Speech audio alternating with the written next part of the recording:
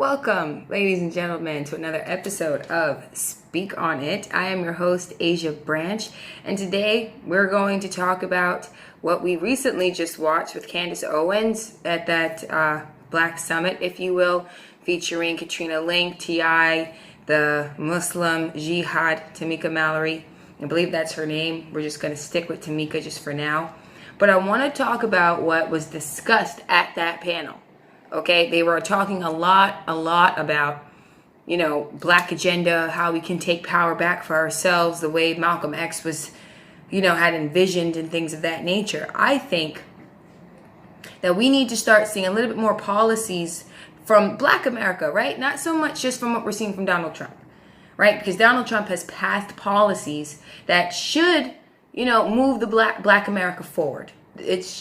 That's just the case of it. We should be able to be moving forward with the policies such as opportunity zones and things like that to move our demographic, our community forward. But how do we do that, right? So I've been thinking a lot about that, considering I work for a non-for-profit agency whose goal is to get people back into society, get them back on their feet, to give them a hand up, not hand out.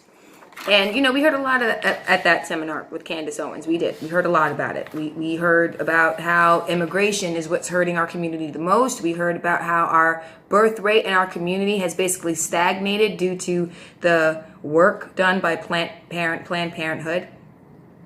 But I think no one was really talking about what exactly needs to happen in Black America in order for us to thrive, in order for us to succeed. So I was thinking a lot about that. So I have a couple of ideas that I think we should be able to make happen in the Black community. The first one I want to start with is incentivizing entrepreneurship.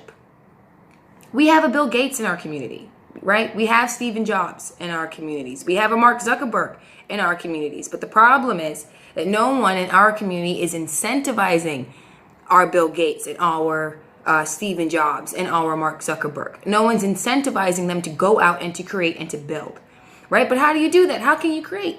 Well, you need skills. You need to master on those skills that you just might have, and maybe not something that you went to school for. I'm not saying that you have to go to college. I'm saying if you know you're good at computer stuff, if you know you're good at tech stuff, well then maybe you should be finding a computer program to a degree where you can hone in on those skills and you can build platforms for yourselves. We should have our own Facebook by now. We should. Everyone at that committee was talking about opportunity zones and how that they're there, but no one has broken ground. I think it was T.I. that said that, or the host of that seminar that might have said it. And they were talking about how, there are opportunity zones, but no one's broken ground on it, as if it is the white man's responsibility to put something there for our community to thrive. No, that's not what the opportunity zone there is for. President Trump passed that bill. He made sure we had opportunity zones so that way we, Black people, can break ground on opportunity zones. You're waiting for white people to buy up the property or to put mall complexes, but why not you, the Black people in that community, buy up the property, break ground, build a mall complex? You have to incentivize them to do things for themselves. And so how do we do that? Through conversation, by having intellectual debates with them, maybe, but if they're Black and they're liberal, 9 chances out of 10 they're not going to listen to you if the first thing you say is Donald Trump. That's my one critique about Candace Owens. But how do you encourage them? These are things that I've noticed working for the nonprofit that I'm at. How can you encourage people to do better for themselves? Well, you figure out what it is that they're good at. What skill set do they have? And if they don't have skills, go send them to get skills.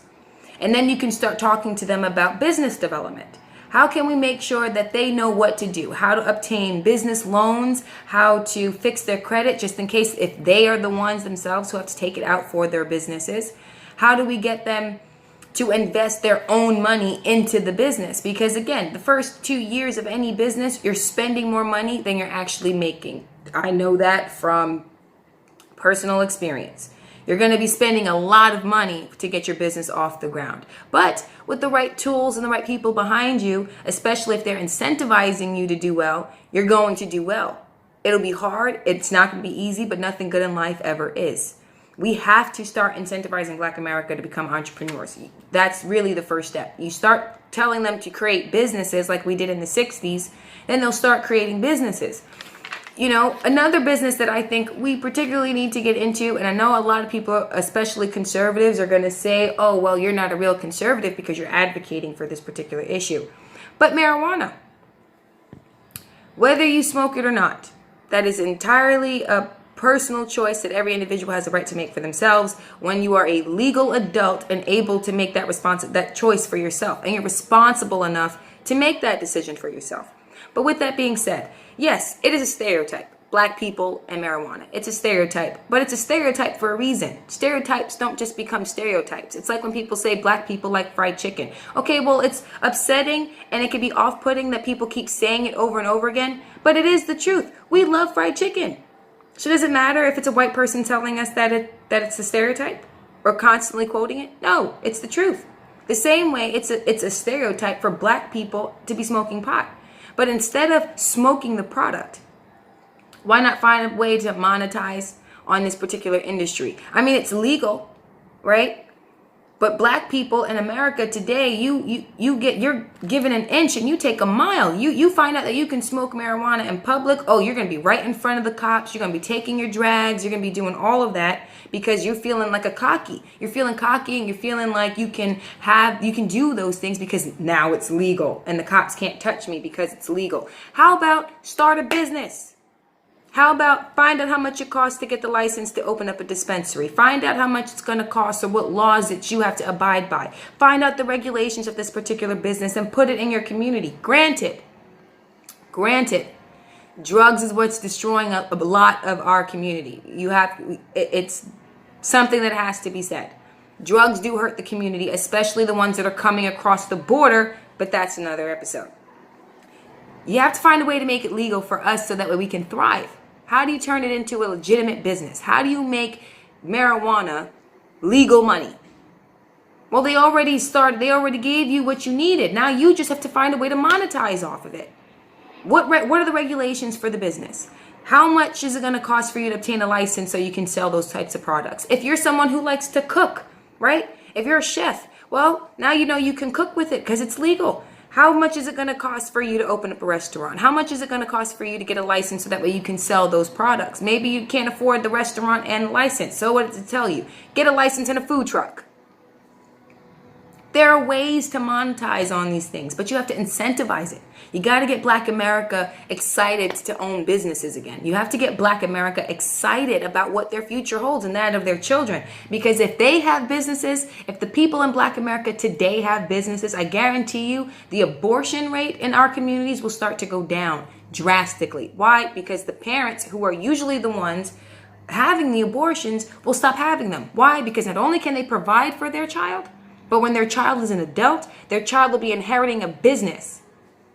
There's no need to kill the baby now because the baby, when the baby grows up, they'll have a business that mom and dad built, or a business that mom just built if you're a single mom. Right? Another thing that we need to stop doing, you need to stop encouraging people to get on welfare. That is wrong. Bad idea. Businesses in Black America, if you are already established and you're already doing well for yourself, find a way to help out your employees who are living either in shelters or living in their parents' house. Find a way to help them.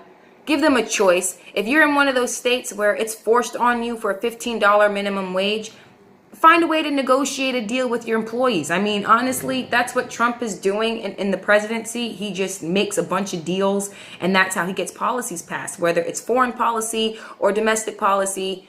It's his deal-making skills that gets things done. And so I think it's best for business owners, especially in Black America, to really figure out a way that they can negotiate a deal with their employees as to how much they're willing to sacrifice in salary, so that way they might be able to get privileges like maybe getting an apartment over their heads. These are conversations that business owners and employees can have. You need to value your employees' opinion, their time, their energy, because money isn't the only currency. So if I'm a business owner, because this is what I want to do for Mamu, right? When Mamu is officially in a position, to pay for these things. I want to give my employees a choice. I can give you $15 an hour minimum wage because that's what's forced on me by the state of New Jersey. Or you can take control of your own destiny. You can let me not pay you $15 an hour and allow me to put you up in an apartment where you're only paying for utilities and half of whatever the rent is, because rent for like a 1-bedroom in the state of New Jersey is like $1,100. That's not even 1 bedroom. That's a studio apartment.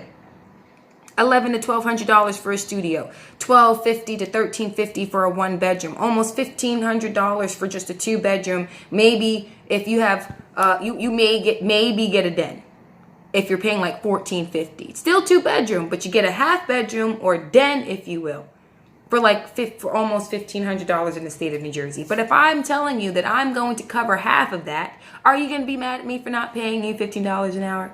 Again, these are ideas that I think entrepreneurs really need to start looking at, especially when dealing with their employees. And I would like to go more in depth with you guys.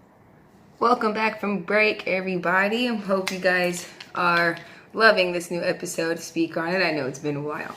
Like we were saying, we're talking about incentivizing entrepreneurship in the Black community. And I want to say I know a few people who've done it.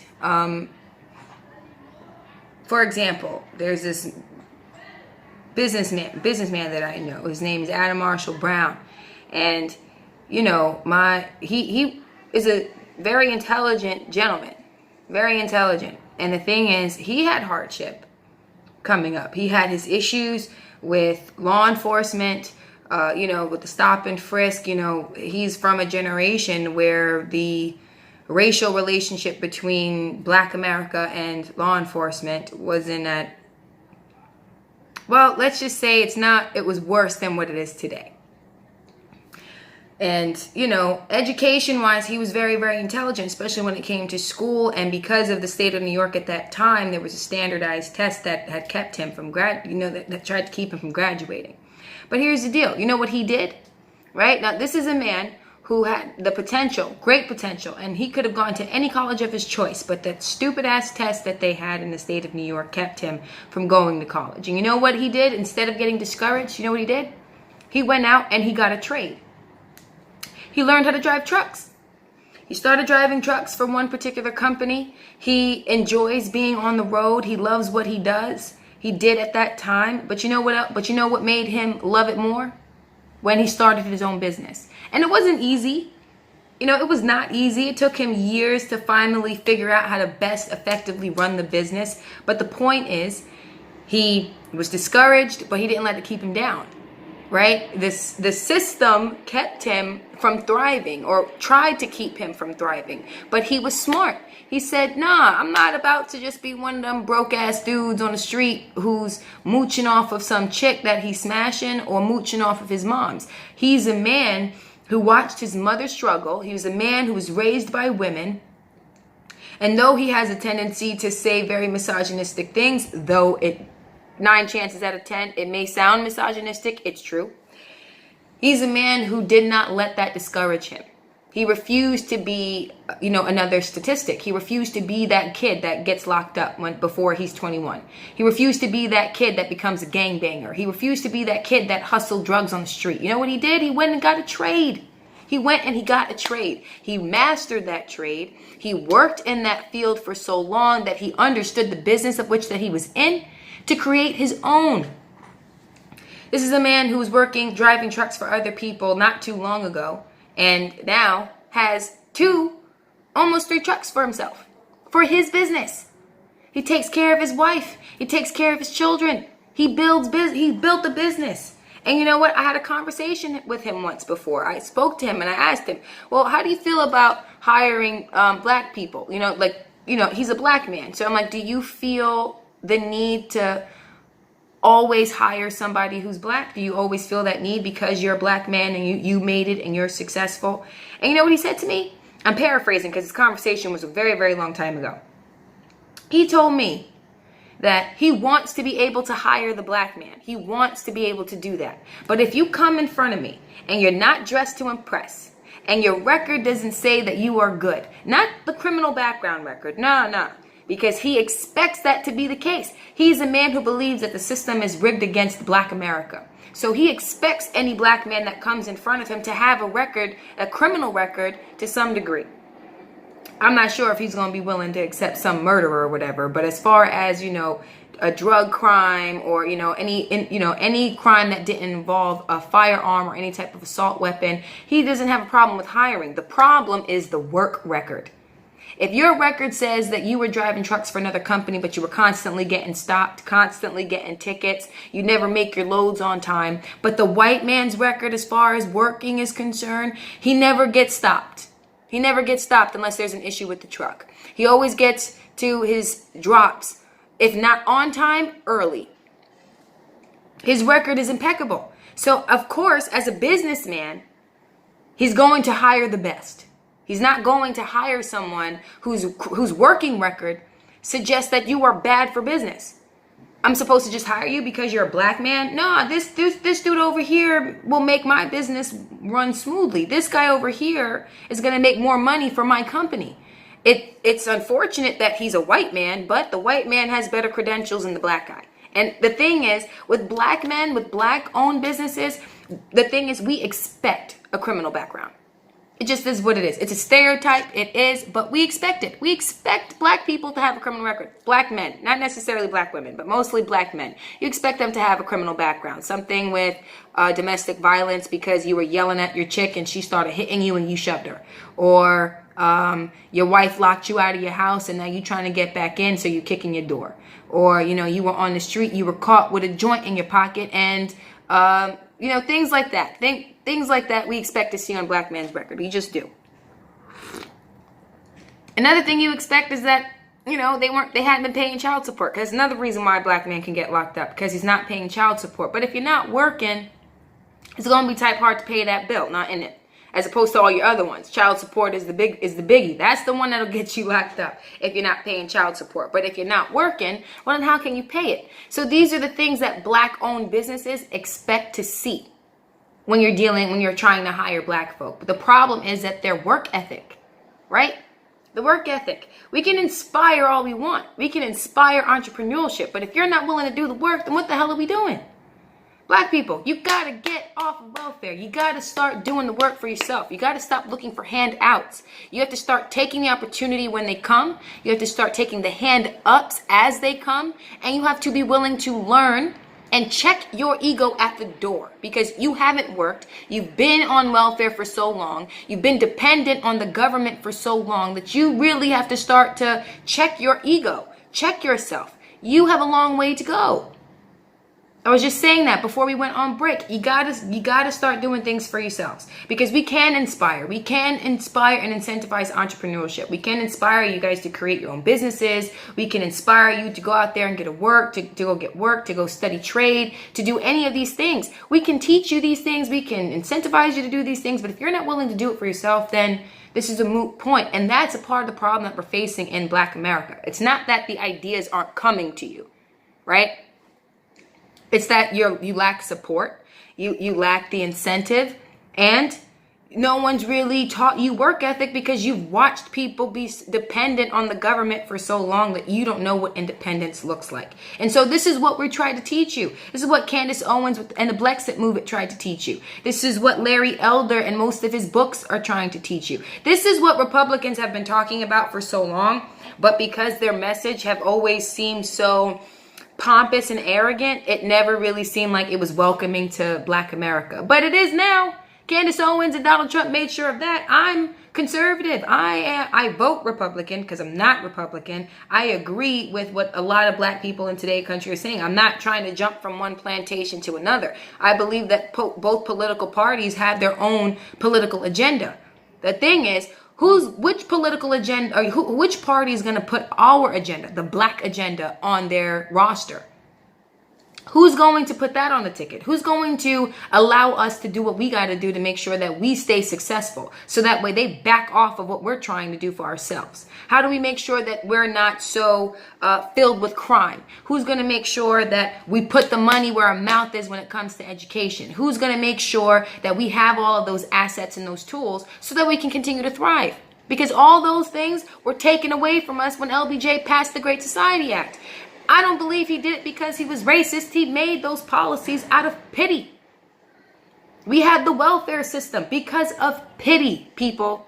Not because he was a racist. It's straight pity. Oh, those niggers they need help. They don't know what to do for themselves. We gotta, their husbands aren't helping. So we gotta make sure that the women have what they need to take care of their children. Fast forward 20 years later, women are incentivized to not have their husbands in the household. Men are deadbeat dads because the women don't want them to be fathers because, hell, you make more money with me not in the house anyway. So that means the money that I get, I can keep in my pocket. Or she's raping your pocket for freaking child support. Wouldn't it have been easier for you to stay in the household? You need to be there, especially when you have sons. You need to start incentivizing that they themselves go and get the skill set that we need them to have. You encourage them to go and become entrepreneurs and to become business owners and to become really hard workers. Not everybody's meant to be a businessman. Not everybody's meant to own their own business. I can say that. Not everybody's meant to own a business. But employees are important. And if you are someone who lives in the community and your next door neighbor owns a business, well, what's stopping you from going over there and getting a job?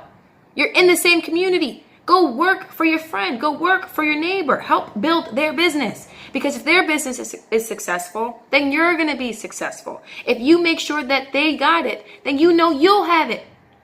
That's the whole thing. If I got it, you got it. And that's how businesses in Black America usually work. We hire our own. We stick with the community. We're Jews. We're like the Jews in that way. Right? When we get shit, excuse my language, because I'm getting heated, I'm getting fired up. When we get stuff, we want to spread the wealth amongst ourselves. The same way the Jews do. So Black people, stop getting mad at these Jews because they doing what we used to do. We used to build businesses and hire our own. We used to build businesses and make sure that the community was together, was set. We used to make sure that our education that the schools in our communities had money in them. Businesses in the 60s used to do that because they weren't waiting for the white man to do it for themselves. Honestly, I think Black people only became Republican back in the day because Republicans let us register to vote. We were already doing our stuff for ourselves anyway. We were doing it by ourselves anyway. We didn't need the Republicans. We didn't need the Democrats. The only reason why we were Republican is because Republicans let us vote and the Democrats didn't.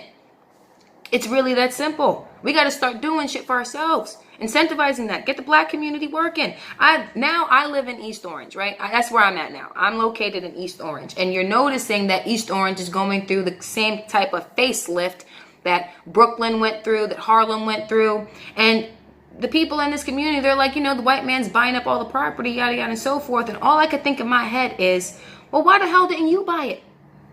Why didn't you start a business? You in there, you in your house, cooking plates and you cooking fish, you selling your plates, you doing all that stuff. You taking pictures of what you're cooking and posting them on Instagram, but you didn't think that you were making enough money to buy that property down the street. What was stopping you? What was stopping you? Or the right question that we should be asking them is, who didn't encourage you? Because you make the money. You make the money where you can afford to pay the mortgage for that property. Why didn't you go get it? There was nobody there to tell you to go get it. There was nobody there to tell you to go take that risk. Well, I'm telling you to take that risk. I'm telling you, go start a business. And if you already have one, like if you're already doing something that's on the side hustle, like for example, if you're doing hair, if you are someone who knows how to do hair, ladies, if you know how to do hair, because you Black women with the braided and the weave, y'all nice with it. Get your license, start a business, continue to make your bread, and then go buy a place to put yourself in. That's what you do. You ladies, do that. Young men, because I know someone.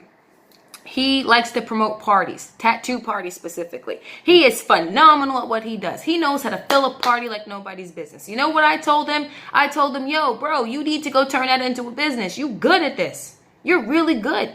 You know how to get people into the party. You make money for the hosts. You make money for the person who party that you throwing. You're making money for them. They need to be paying you to be getting people in this room. They need to be paying you to get people in their parties. They need to be paying you. You're a promoter. That's money. That's a business. Go do that. You're great at it. Go do it. What is it that you're good at? Add value to it and go start a business. Incentivizing that is what we need to start doing. Because when they start to notice that money's coming in from it, folks, when you start to notice money's coming in from it, you're going to feel that much more confident and you're going to want to do it that much more. Now, that is all the time I have for you guys. And we're definitely going to talk more about incentivizing this. And I can't wait to do that because that's my passion. I'm Asia Branch, your host of Speak On It. Have a good one.